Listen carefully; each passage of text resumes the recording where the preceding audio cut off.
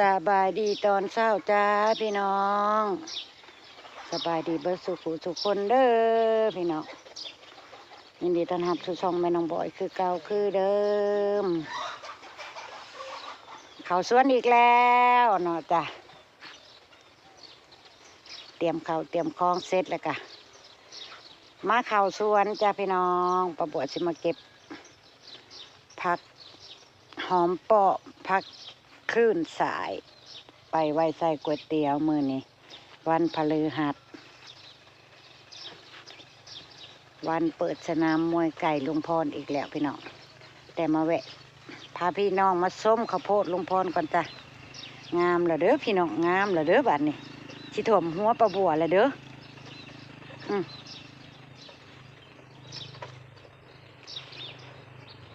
ขึ้นไว้พอสมควรเด้อพี่น้องแต่ว่าปลูกห้างเนาะเพื่อกัจะโบเห็นหน้าตาปันใดแต่ว่างามสุดแล้วจ้าฝุ่นพ่อใหญ่พรแล้วยืนส้มยืนแย้งแล้วตื่นมาเอาน้ำเขาแต่เหมือนพลุงพรเมื่อนี้เราจะเตรียมเปิดสนามมวยไก่เราอีกคือเก่าคือเดิมพี่น้องวันพฤหัสแต่เมื่อนี้มีการเสี่ยงแหละจ้ะเพิ่นสิมากันบ่เพราะว่ามันเป็นบุญเดือน3องค์ใหม่3ค่ำของเผ่าผู้ใดเพิ่นยังอีกเป็นยังอีก1 วันพี่น้องจังสิเสร็จข้าวโพดลุงพรงามแล้วพี่น้องสิถ่วมหัวปลาบัวแล้วแบบนี้ก็จิเป็นตาได้ต้มอยู่ได้เนาะพี่น้องนี่เป็นตาจิได้ต้มน้ำบ้านน้ำเมืองมูอยู่ได้ข้าวโพดก็ได้เป็นตาส้มตาแยงเลยได้แล้วเวียกแล้วบุญบ้านชวนลุงพรมาเอาหญ้าเอาให้เพิ่นก่อนนี่เอาหญ้าเอาให้ข้าวโพดจักหน่อยก่อนเนาะโอ้ย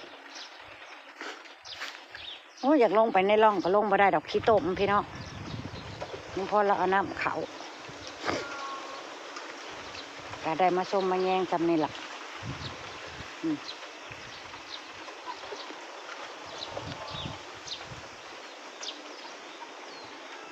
เพิ่นขึ้นเพิ่นงามแล้วจ้ะ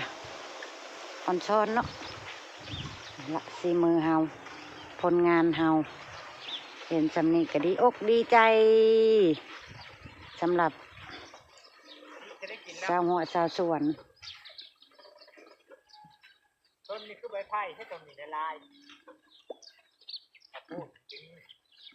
ข้าวโพดแปลกบอกใบขาวเพิ่มนี่เกี่ยวต้นนึงข้าวโพดสายพันธุ์ใหม่ได้ดิใช่นี่พี่น้องข้าวโพดสายพันธุ์ใหม่ข้าวโพดสายพันธุ์ใหม่ถ้าเบิ่งว่าสิเป็นแนวใดเนาะถ้าเบิ่งมากคนก็สิเป็นแนวใดคนคือออกมานี่ออกมาแต่น้อยๆก็เป็นแนวนั้นหรือไดนึกว่าเพิ่นแบบว่าบ่สมบูรณ์เนาะปฏิแท้เพิ่นก็ใหญ่แต่เพิ่นก็งามอยู่ไดไปสวนพักสบายดีพี่น้องหนาวมาอีกแล้วได้พี่น้องเอ้ยเดินทางไปเด้นี่กัดหูลูกเด้นี่ติดเม็ดได้นี่ตัวนี้นะพี่กำลังจับลูกจับหน่อยไปสวนพักเก็บเอาขึ้นสายผักหอมป้อมขึ้นไปไว้ห้อยหนาก๋วยเตี๋ยวสิบ่ได้ซื้อละจ้ะบาทนี้ก็สิได้เก็บเอาในหัวในสวนนี่แหละข้าวว่าคนบุคคลกินข้าวนี่โอ้ยหัวอาหารให้เลยป่าก็เข่ามันน้าแหละเวลาหายหัวอาหารกับโบเห็นสามพี่น้องเลยแต่ว่าพักบงบกขึ้นแล้วจ้ะป่าแหบป่ากินสีอะไรคุยเล่งกระตอกคนมันนะเล่งวาดฟาดใส่กินได้ก่อนจะไปเก็บผักแหวแลดิดก่อนจักหน่อยหนึ่งจะได้ถอดเกิบแล้วนี่เนาะขี้ตุ่มถอดเกิบแล้วแลดิดปะบัวโอ้ยหัวยาวคุลุก็มีได้พี่น้องมาเนี่ยลมไหม้เลยด้วยพี่น้องอันนี้ซะมาเมืองพี่น้องเมืองในหัวมันงามแต่แท้ยังอยู่จ้าฮะหัวนี่คือตายหัวนี่เป็นจังไดอันนี้บอกคือหยบลงแล้วนี่ฮะ อย่าคือหัวมันแก้วนี่น้องพี่น้องตัวอันเพิ่นเป็นหัวยาว ยอดเบิดไปจ้ะ ๆฮะจักเกิดอะไรขึ้นเนาะโอ้ยผักคอดปลาบัวคือว่าเนาะมือหนึ่งซ้ำหนึ่งมือหนึ่งซ้ำหนึ่งอีหลีได้ผักคอดปลาบัวนี่โอ้ย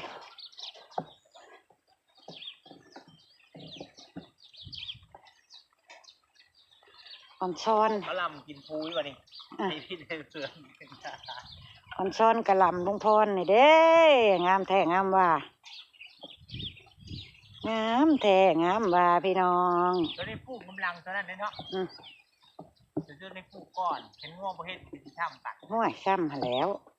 งัวมากัด ชุบในปลูกกำลังกันยังง่ายเนี่ย อ่ะ พวกมันเล่นเดี๋ยวเราพวกง่ายๆเยี่ยมเล่น มะเขือเขือมึงนี่เพิ่นงามพี่น้องมะเขือเขือปลาบัวปลูกไว้กระซัดวู้วู้ขึ้นเลย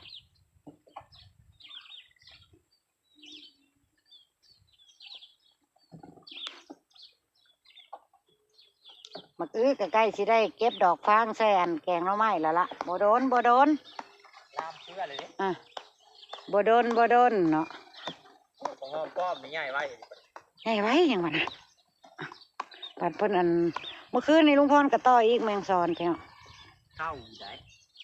เขาอยู่บ่ได้อยู่บ่ปลาบัวบ่ไหวปลาบัวนาวเมื่อคืนนี่ลงมาเบิ่งลุงพรหน่อยเดียวนึง วิกจะใส่ตู้ ฮะ ให้น้องวิกใส่ตู้ อืม นี่เนี่ยกินได้กินเชยได้นี่ผักชีจะเบิ่งงามกันเชยได้ น้อยบางหันในข้างแนวแมงซอนดันฮะเพิ่นจนฟันปลาบัวนะพี่น้องฟันว่า ฟันว่าแมงซอนนั่นปลาบัวควดเบิ่งแลยื้อกินห้าพักบัวปลาบัวน่ะกระเด้วกระเด้วอยู่โอ้ยความคืดน้ำลายจนฟันว่ามันกินมันกัดพื้นอยู่แนวนี้เนาะเฉพาะผักโบยบางในลูกสาวน่ะเหยียบ น้อย พุดดิ้ง ขึ้น ไปหาเหยียบน้านพักแม่เบิ้ลแล้วนะ ขึ้นแหมลงไปอีกยังนะขึ้น อืมบ่ต้องซื้ออะไรจ้ะพี่น้องนี่บ่ต้องซื้อ ขึ้นพุ่นแล้ว หาย้อนทอนเอาเฮ้ยคอยมือเดียวนี่หาย้อนทอนเอาจุ่มมันอยู่ที่นี่เอาขึ้นไปใส่ลาบเลยลาบป่าเลยแล้วก็ไว้โค้ยหนาก๋วยเตี๋ยวหาเอาตัวมันที่น่ะออก อืม ตรงห้างก็จะ อืม มันคือหูอยู่เลิกเท่จ้ะ ห่วยมันเลิกค่ะแล้วห้องน่ะวันนั้นดินมันอยู่เลิกหรืออยู่เทิงน่ะมันมีแต่ควายแมงซอนเฮ้ย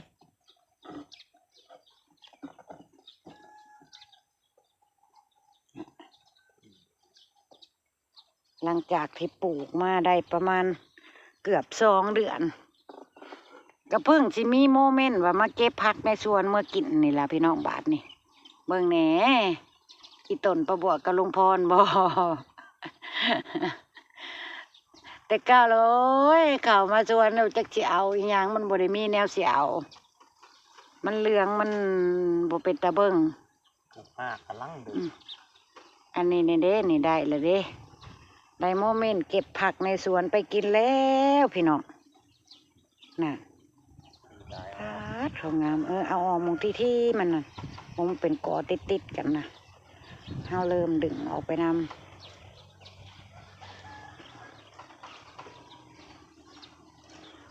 เฮาเบิ่งในใบเพิ่นเนาะงามแต่พี่น้องงามแต่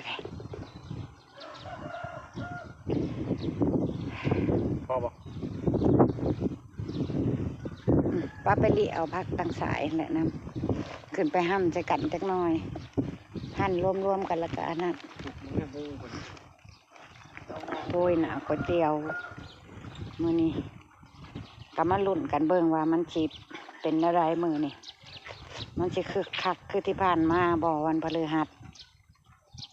ไก่มาเฮ็ดได้นี่เฮ้ยลิเอาใบตีนมานั่นแหละอันนี้คลื่นชาย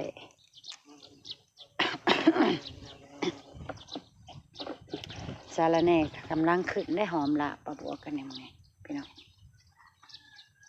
บาทนี้ก็คือสิได้อีดอกไปให้ลูกค้ากินกับก๋วยเตี๋ยวก็ได้ถ้าบ่มีนะรบกวนเพิ่นก็แป๊บเดียวเท่านั้นแล้วนี่พี่น้องเต็มนานแล้วแหละนี่ลามเครือออก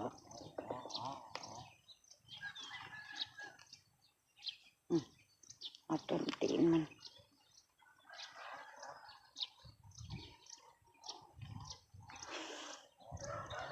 น่ายเด้น่ายอากาศหนาวมาอีกแล้วนี่นะให้ลุงพรเก็บไปบ้างประบัวชิเบิ้งแถวพักบัวในเพิ่นเป็นอะไรเพิ่นดีขึ้นแน่แล้วบ่เนาะเริ่มมียอดเขียวๆขึ้นแล้วได้นี่พี่น้องกระเทียมกันเห็นบ่ปกตินั่นชิใบเหลืองแนวนี้ตลอดนี่อันเริ่มคือชิแม่นว่าเริ่มหากเดินได้แล้วแหละ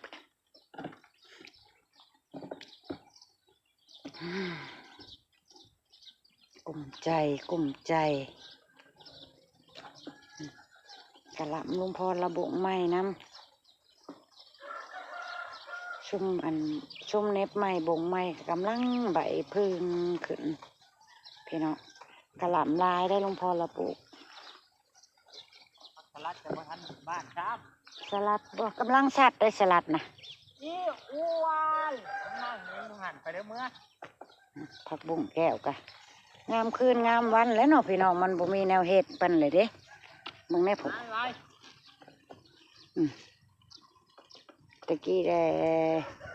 จนว่าสิทิพย์แล้วป้าบัวนะพี่น้อยมันลงมาทีหนึ่งช้อนนะเนาะมันเริ่มลงไปพุ่นอีกแล้วยังวะนะเฮาขวดในนี่ได้เฮาขวดนานพักบัวนี่ตะกี้นะนี่แหล่งมันอยู่นะมุงพักบัวนี่พี่น้องทั้งลายอยู่บ่พักบัวละพาจ้ะนะเบิดเลยเด้เบิดแล้วเด้นะมีดนะมาตัดเอาตัดสมเป็นดอกเอาไว้ให้ข้าเจ้ากินกับก๋วยเตี๋ยวใส่คุกนี้นะผักบัวส่วนอันนี้คือแก่แล้วล่ะผักกาดจอนผักกาดส้มนี่แก่แล้วใส่ปุ๋ยมันขึ้นใหม่ตัดดอกแก่นอกจะได้เก็บกินดอกไอ้ลุงพรเก็บผักบัวละพาขึ้นเก็บเอาแน่เก็บผักบัวละพาขึ้นไปให้โอ้ยตัดเอาเงาเถอะบ่ตัดเอาจำเลยแล้วให้มันแตกไหมทำนี่บ่โอ้ยงามเด้งามแต่แถวหัวละพาพี่น้องเนี่ยพวกต้นเก้าเลยพี่น้องลงมาปลูกต้นเก้างัดเอาอยู่ในอันชวนพักอยู่เฮือนลงมาเอาเลยแหละมันสิตายแล้วเหลือแต่อันต้นแล้วบ่มีหอดใบบรรลุงพ่อเราลงมาใส่นี่เพราะว่ามึงเนี่ยเป็นพุ่มขึ้นคักแต่แถวพี่น้องตัดเอาโลดให้เพิ่นแตกยอดใหม่คือมันเป็นดอกดีแฉกได้ดอกเนาะกูหมักเป็นดอกหักได้นี่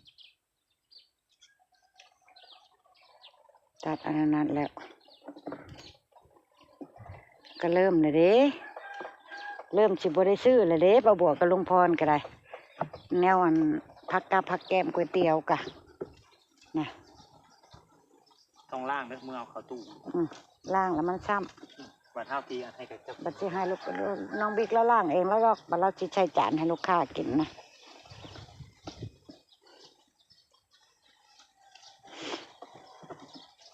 ใส่จานเกางานึ่งหรืออะไรไทย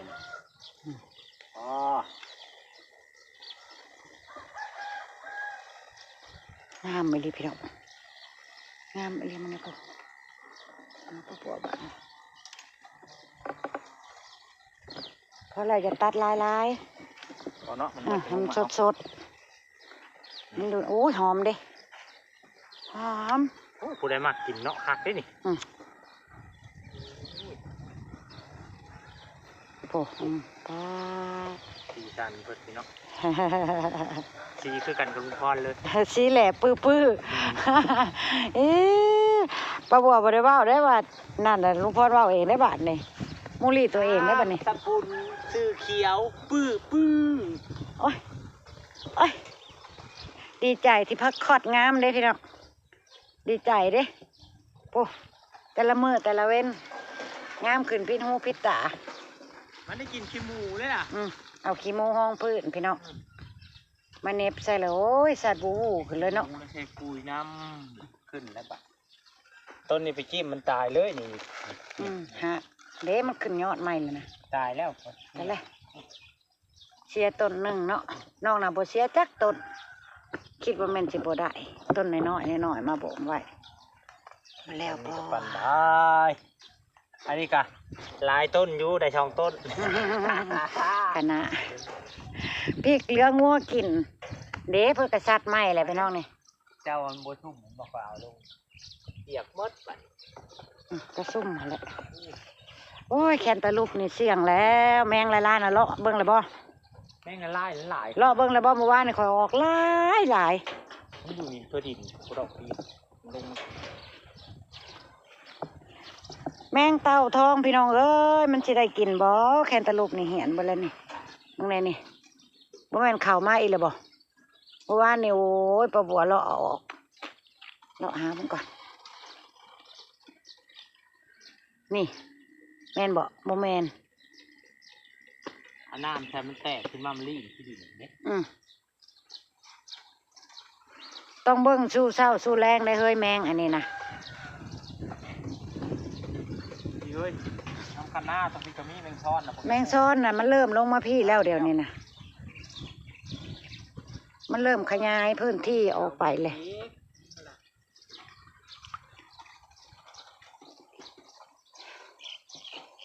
มันก็โอ้ยงัวกินงัวเข่ามือเดียวแหละงัวเข่ามือเดียวเสียหายเลยพี่น้องเว้ย ใช่นะเข้าไปแล้ว นี่แหละปลูกยังกะระวังแนวเดียวนี่แหละ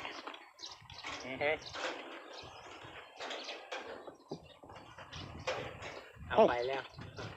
เห็นกันเลยอะไรจะแท้ ไป